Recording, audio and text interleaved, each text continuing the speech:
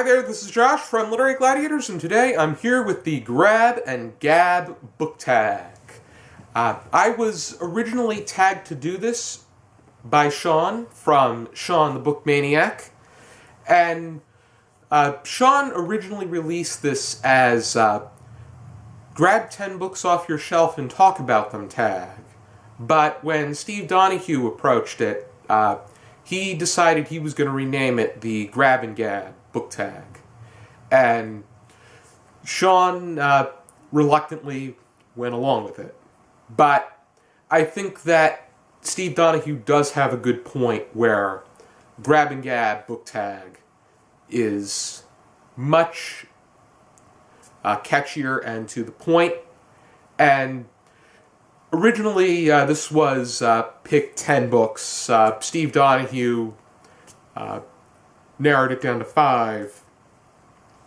Today I'm going to be doing 6 because it was suggested that you mix both what you have read and what you have not read.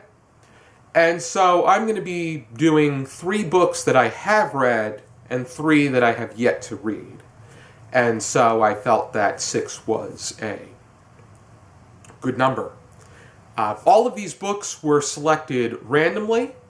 I just went to any part of my shelf and just snatched a book, and that was the one that I decided that I was going to incorporate into this tag video. And what I really like about this tag is that you can do this so many times with so many different books. And you may even have the ability to repeat if you wanted to. For someone like myself, it's probably not going to happen. But never say never, they say. But let's get right to it.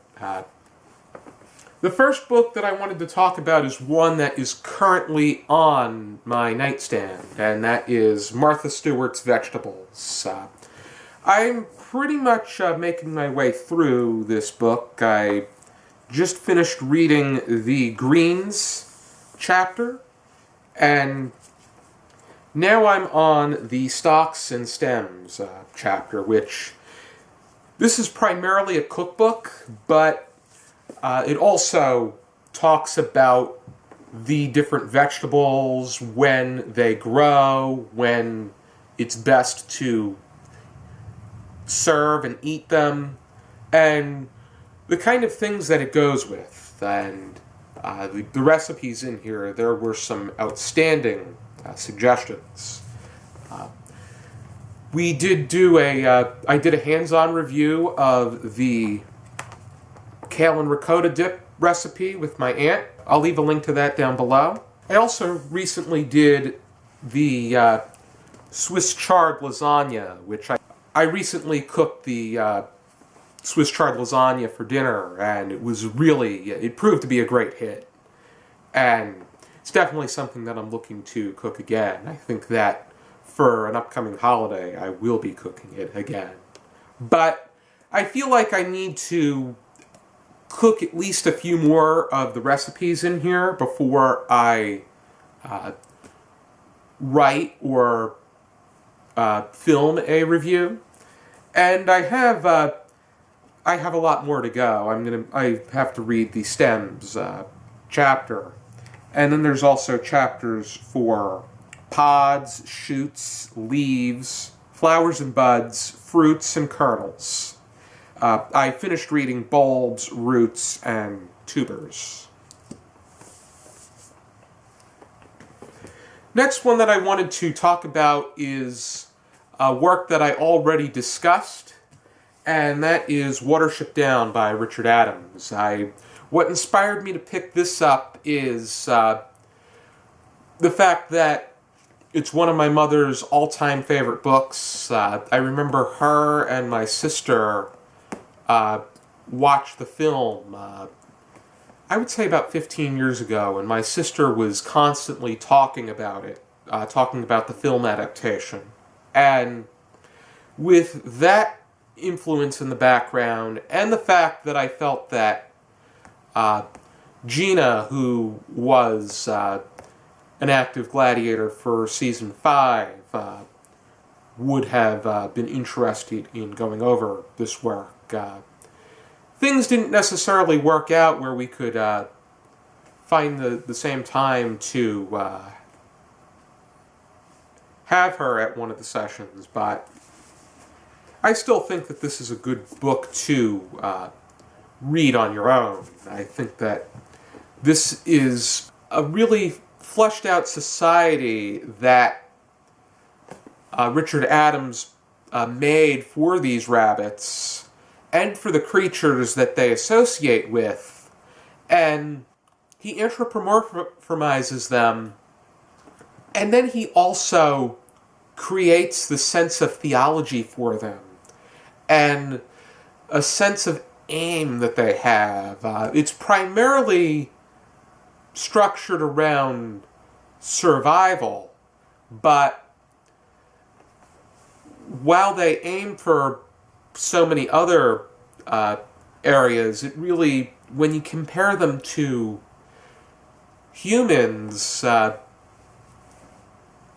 it really gives you that a very different idea of what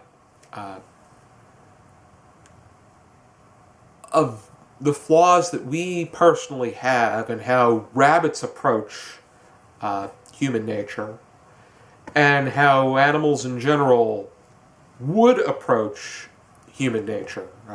I gave this 3.5 out of 5 stars because I felt that there were things that could have been better, specifically Thiver being the impactful character that he was, but at the same time, why didn't they concentrate on him so much? And there were things that could have been perfect had they been told through his point of view at some points in the story, but yet we get them from the lens of secondary characters. We don't get to see his response to what happens through his point of view. And I think that that really hurt the impact that the story may have had. Next one that I wanted to talk about is a book that I read 5 years ago, but I constantly return to on and off, and that is 75 Short Masterpieces, edited by Roger Goodman.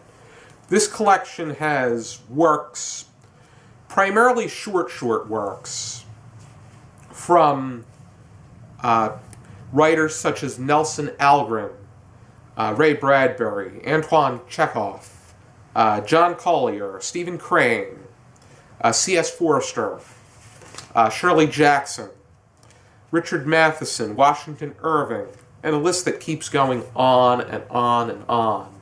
Just take a look at this. That's how many names that are on here.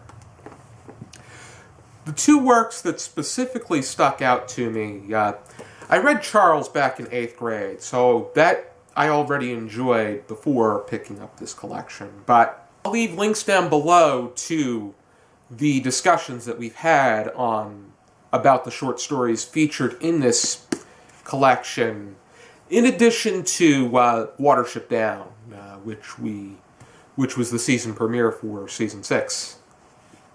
But The Lottery Ticket by Ventura Garcia Calderon, which I felt was brilliant, and The Boy Who Drew Cats by Lafcadio Hearn. The Lottery Ticket really talks about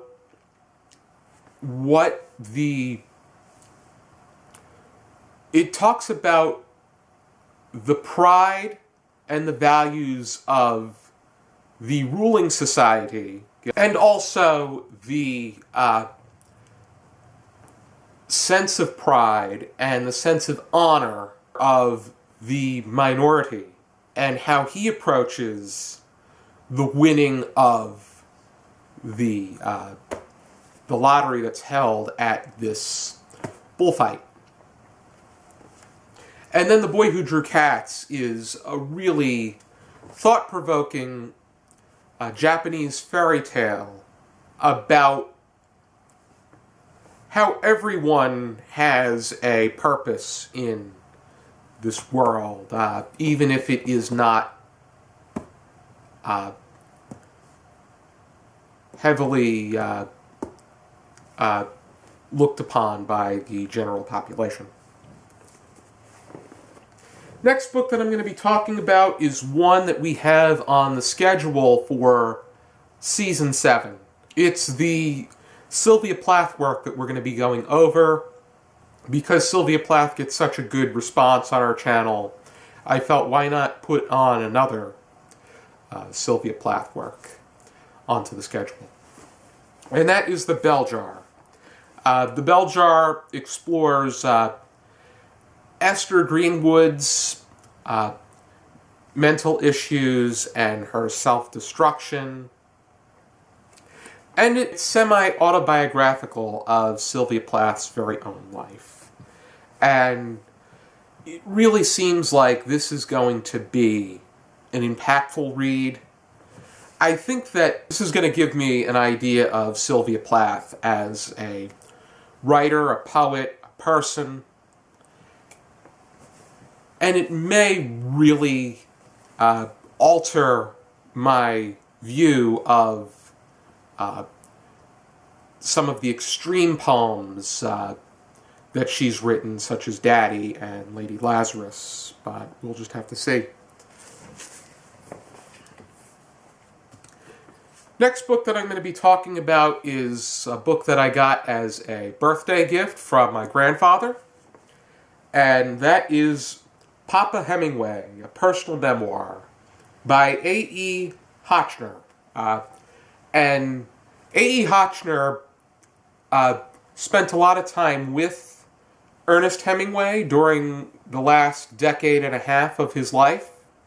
And in this particular memoir, Hotchner talks about his experiences and what he learned from the time that he spent with Hemingway. I'm pretty sure that there's also information about what inspired Hemingway's writing through the eyes of someone that spent so much time with him. Ernest Hemingway is somebody that I'm really looking to get more into. We went over The Capital of the World a few weeks ago. We've gone over Hills Like White Elephants and The Snows of Kilimanjaro. And the way that Hemingway writes, it's very to the point, but it's very challenging to grasp and keep a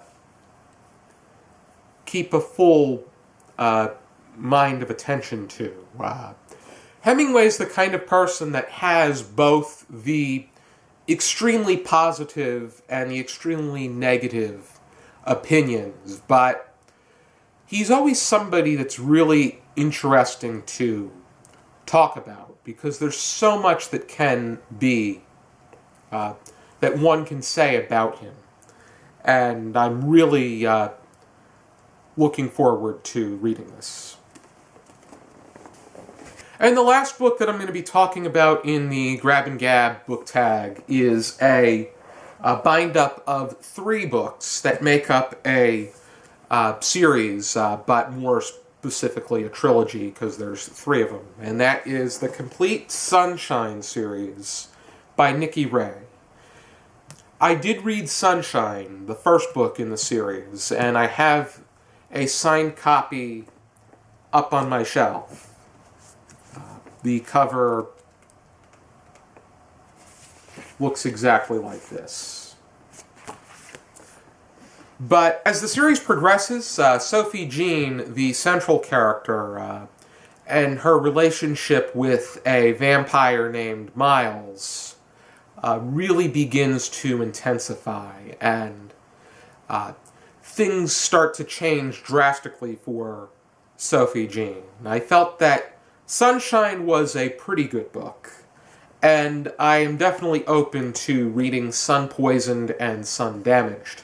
And it's not to mention that I also got my copy signed by Nikki Ray herself. Nikki Ray is somebody that I met through networking, and I had her speak when I was the president of the OCC Literature Club. It was the semester after I left, but I wanted to help the incoming president out by hooking him up with some guest speakers, and Nikki Ray happened to be one of them. It really turned out to be a very successful presentation. I met some people. I met another friend while I was there. She's helped me out with some of my editing of my stories.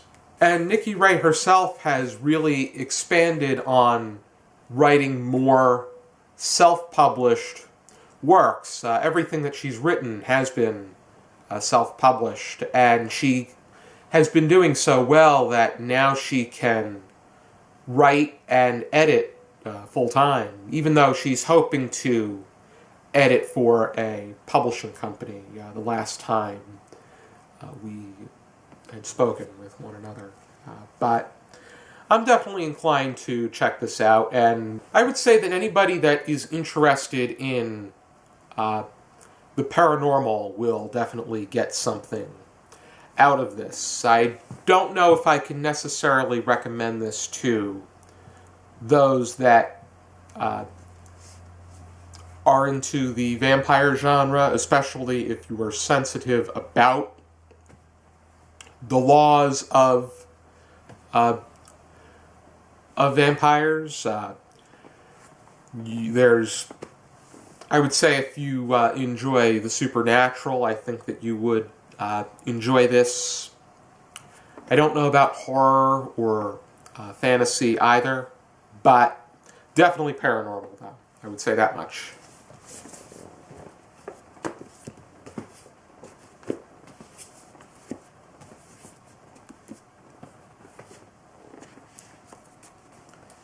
Alrighty, here is everything from this Grab and Gab book tag.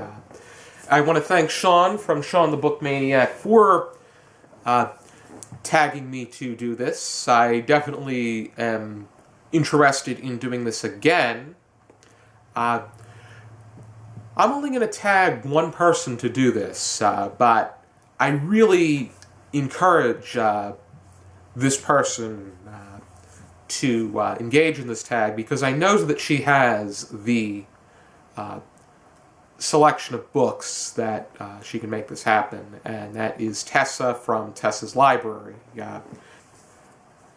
She is just, I would say right now, the most underrated, but at the same time the most bookish person that I've been watching in this community.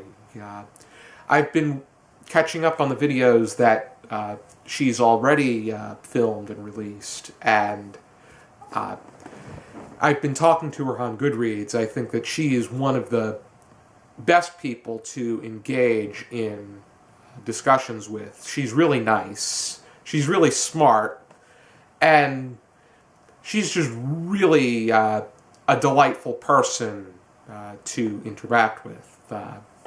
And her videos really reflect that. You can tell that she is a massively avid reader, and she is a Renaissance woman with her many, many interests. And you can definitely see that through her videos. Thank you for tuning into this video. I hope you check out some more content from our channel. I will leave links down below to the discussions of Watership Down, The Lottery Ticket, and The Boy Who Drew Cats. And for now, and as always, I encourage you to keep reading.